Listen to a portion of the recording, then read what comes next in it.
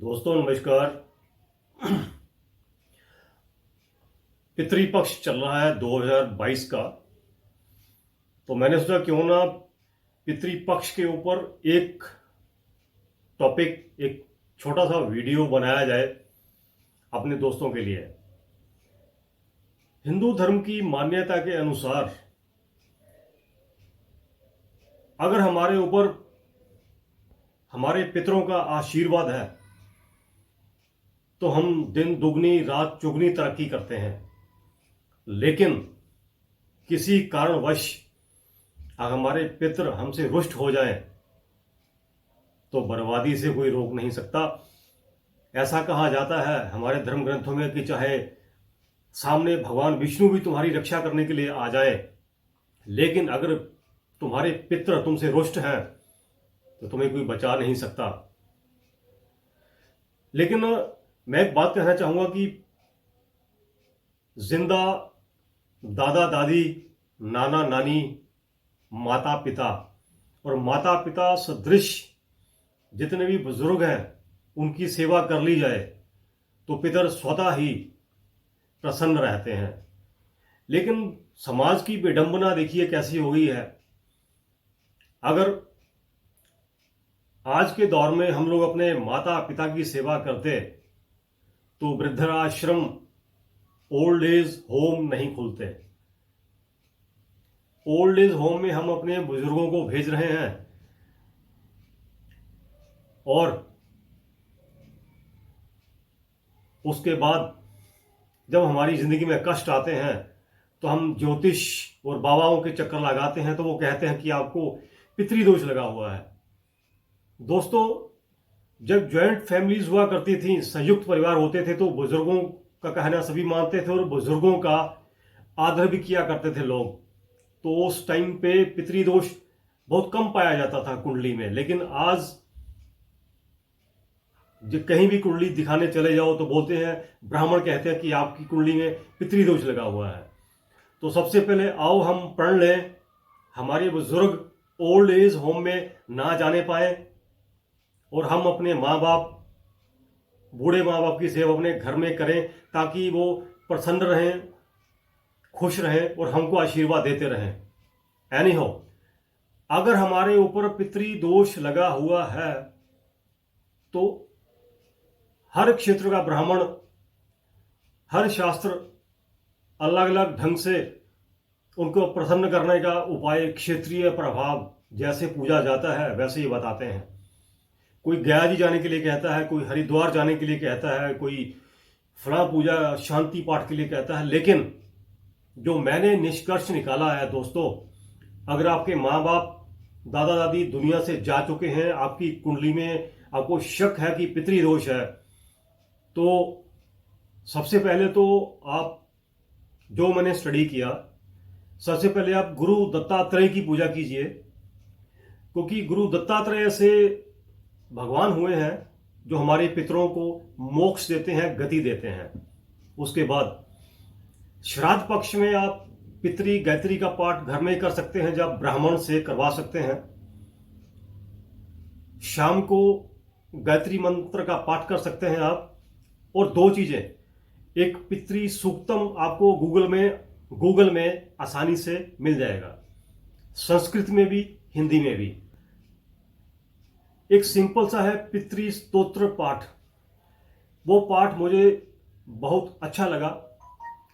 उस पाठ का आप स्मरण कीजिए, उसको पठन कीजिए, पितरों को याद कीजिए, तो संभव है आपका पितृदोष समाप्त हो जाएगा। तो आइए श्रवण करते हैं पितृ स्तोत्र पाठ। अथ पितृस्तोत्र। अर्चितानां मुहूर्तानां पितॄणां दीप्ततेजसां नमस्यामि सदा तेषां ध्यानिनां दिव्यचक्षुषाम्। अर्थात जो सबके द्वारा पूजित, अमूर्त, अत्यंत तेजस्वी, ध्यानी तथा दिव्य दृष्टि संपन्न है, उन पितरों को मैं सदा नमस्कार करता हूँ।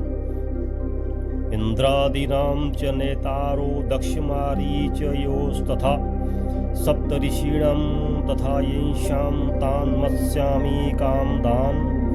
अर्थात जो इंद्र आदि देवताओं, दक्ष, मारीच, सप्तऋषियों और दूसरों के भी नेता हैं, कामना की पूर्ति करने वाले उन पितरों को मैं प्रणाम करता हूँ। मनवादीनां च नेतारः सूर्या चंद्रं सोस्तथा तान् मत्स्यामहं सर्वान् पितॄनप्युदधावपि।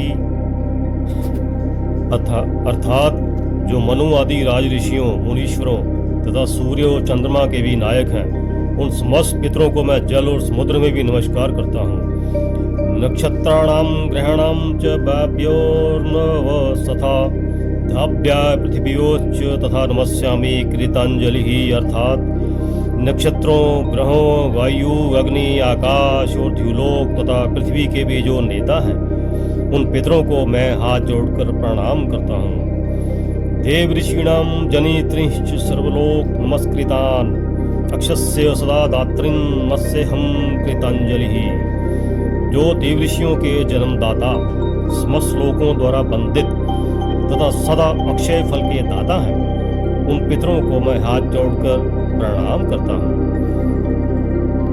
प्रजापतेः कश्यपाय सोमाय वरुणाय च योगेश्वरेभ्यश्च सदा नमस्यामि कृतांजलिः। अर्थात प्रजापति कश्यप, सोम, वरुण तथा योगीश्वरों के रूप में स्थित पितरों को सदा हाथ जोड़कर मैं प्रणाम करता हूँ। नमो गणेभ्यः सप्तभ्यस्तथा लोकेषु सप्तसु स्वयं भुवे नमस्यामि ब्रह्मणे योग चक्षुषे। अर्थात सातों लोक में स्थित 7 पितृ गणों को नमस्कार है। मैं योग दृष्टि संपन्न स्वयंभू ब्रह्मा जी को प्रणाम करता हूँ। सोमाधारान् पितृगणान् योगमूर्तिं धरान् सदा नमस्यामि तथा सोमं पितरं जगतामहम्। अर्थात चंद्रमा के आधार पर प्रतिष्ठित तथा योग मूर्तिधारी पितृगणों को मैं प्रणाम करता हूँ। साथ ही संपूर्ण जगत के पिता सोम को नमस्कार करता हूँ। अग्निरूपास्तथैवान्यान् नमस्यामि पितॄनहम्। अग्निशोममयं विश्वं यत् एतदशेषतः। अग्निरूप अन्य पितरों को मैं प्रणाम करता हूँ, क्योंकि ये संपूर्ण जगत अग्नि और सोममय है। ये तु तेजसी ये चैते सोम सूर्याग्नि मूर्तयः जगतस्वरूपिणश्चैव तथा ब्रह्मस्वरूपिणः। तेभ्यो खिलेभ्यो योगिभ्यो प्रतिभ्यो यदा मनसः नमो नमो नमस्तेस्तु प्रसीदन्तु स्वधा भुजः। अर्थात जो पितर तेज में स्थित है, ये चंद्रमा, सूर्य और अग्नि के रूप में दृष्टिगोचर होते हैं तथा जो जगत स्वरूप एवं ब्रह्म स्वरूप है, उन संपूर्ण योगी पितरों को मैं एकाग्रचित होकर प्रणाम करता हूँ। उन्हें बारंबार नमस्कार है। ये सदा भोजी पितर मुझ पर प्रसन्न हो